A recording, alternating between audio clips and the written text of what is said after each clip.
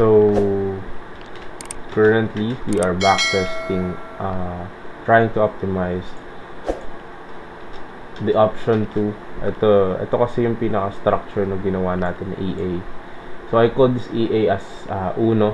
Bakit Uno? Kasi Uno means first. So this is our first project na EA. And then we try to create it with different options in terms of bias. Pero kinip natin as constant lang ang entry signal for now. I don't know, maybe I would add that some filter in the future depending on the results of our backtest or optimization on the bias. So yung bias natin, option 1 would be the candle cross with the parabolic star, and then the option 2 would be the candle cross with the Kijun Sen. So Ichimoku base siya, pero Kijun Sen lang yung pinaka ginagamit natin dyan as parang moving average, parang ganon yung pinaka-use niya. And then option 3 would be the combination of the two. So far, ang pinaka nakikitaan natin ng better potential is si option 1. Pero hindi pa kasi tapos yung ating daily gathering. We're still gathering data for option number 2. And ito yun.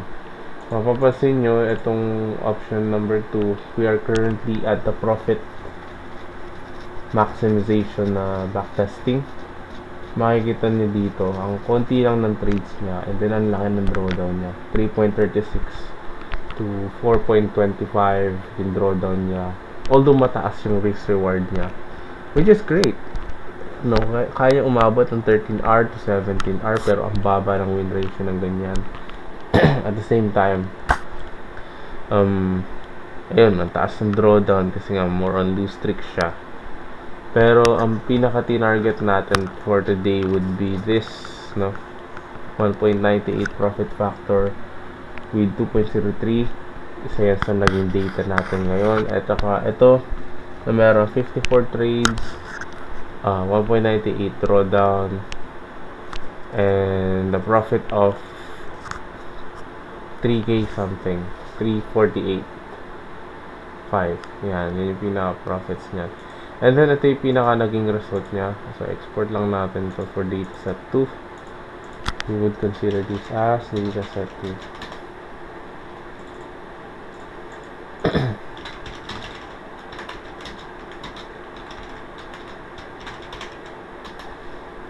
Ito, ngayon makikita niyo yung pinaka-result niya.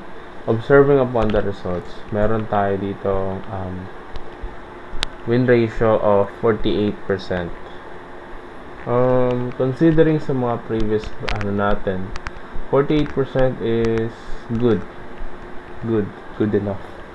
Good enough siya kasi ang mga previous trades natin umaabot siya ng mga 44, somewhere like that. Pero nakaabot tayo ng 48%, almost a 50% win ratio. Pero I believe doon sa una kong option na optimization, umabot siya ng at least 60%. Pero bumaba yun. But still great.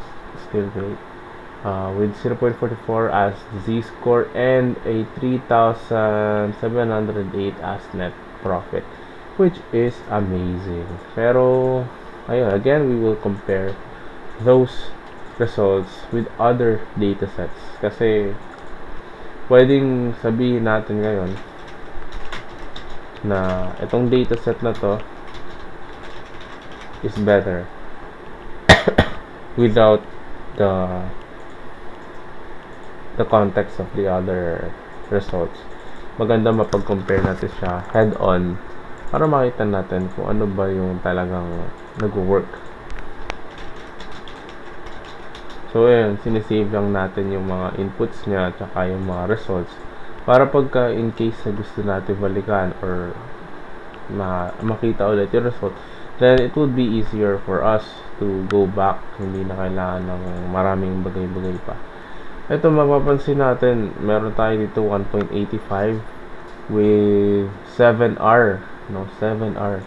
But I bet the win ratio on this trade or this sample are very low because of loose streaks. Kasi nga 7R. 7R no is not easy to reach. Lalo siguro kung 13 to 10R. Pero kung titingnan natin dito, ito yung sign na yun eh. This movement to the downside. Although makikita mo yung spike niya pataas are great. Pero yung movement ng price pababa, we don't want that. We are catching a lot of losses on those moves. Pero ayan, makikita mo pa lang dyan na yes, it can achieve a high R, pero can it achieve on the long run? Or ano ba mas priority natin, di ba? Siyempre, di ba, ma-hit yung quota. That's the goal. Kasi kung nasa prop firm tayo, we will not try to aim for a bigger profits agad. Yung tipong 50% win agad. Hindi yun yung try natin i-aim. Our goal is to build slowly. Build slowly. Kunyari, 2% at a time lang. Okay na yun. That's amazing na. First, you win 2% for 50% win ratio. That's great. Napakagandang statistics nun or performance. Pero, ayun. Makikita natin, this is not a good sample for me. Graph pa lang. 16% win ratio. Although, yes, na 3K plus tayo na profits. Pero, we don't want that. We don't want that. Ang objective kasi natin sa optimization na to is profit. So, hindi masyadong kino-consider si win ratio. Pero, at the same time, kailangan pa rin natin i-note yun na merong sudden change sa win ratio. Probably, it's because of the raise in terms of risk-reward ratio. Kaya nagkaroon ng changes sa win ratio, diba? Pero, ganun. Ayun, so far, ito pa lang yung mga na-test natin. Bali, nakatest pa lang ako sa option number 1 and 2. Option 1 datasets, tapos na ako dyan. Option 2 datasets, tapos na din tayo dito. I-assess ko na lang kung alin dito yung ideal settings for me to use for the next backtest or optimization for dataset number 3. And siguro po-post na lang ako sa Facebook or sa TikTok ng results analysis ko in terms of this datasets. Ayun, bali gano'n lang naman tayo, gano'n lang naman yung procedures natin sa ating trading. Ganun, simple lang, mabilisan nga eh. Yun yung pinaka nagustuhan ko ngayon kasi mas konti na lang yung time ko sa process, while at the same time I can still maximize kasi nakakabuo pa rin ako ng data, nakakapag-gather pa rin ako ng data, and actually mas marami nga ako nag-gather na data ngayon compared nung nagma-manual trade ako. It's much easier for me to generate datasets compared before.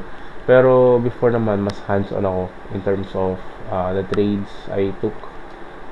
Kasi nga manual lang ako noon. Pero ngayon, I have the algorithms that could help me automate my trading na mas mapadali yung execution ko. Less emotion yun. Less emotion. Pero syempre, we need to have a skills first. A skills of being able to translate an EA or a strategy to an algorithm or EA, diba? Kasi kung hindi ka sanay mag-translate ng skills, then you don't have the skills of converting an EA or a strategy into an EA, diba? Pero ayan, that's for today. Ito yung pinaka-flow natin. Possibly mabago to, madagdagan pa yan ng other branch depending on the magiging results of the optimization procedures natin in the past few days. And ngayon, I'll be posting the results as well ayun, sa Facebook natin. Pero if not, sa TikTok, yun lang naman, dun lang naman ako masyado nagpo-post. Sa YouTube, nagpo-post din ako pero madalang, more on kapag nakagawa ko ng video. Kasi ang problema ko is time din. Time on creating content. I don't have that much of a time to create content. So, I apologize to everyone kung meron pa akong mga contents na hindi nagagawa. For example, yung sa Notion, use of Notion to integration to trading. Hindi ko pa siya nagagawa, pero meron na ako nagawang presentation nun. Wala lang talaga ako mahanap ng time to present that. Pero ito, quick video lang din to. Just to document my data gathering procedure. So, ayun. Again, thank you for the support. And thank you for the follow. Ayun.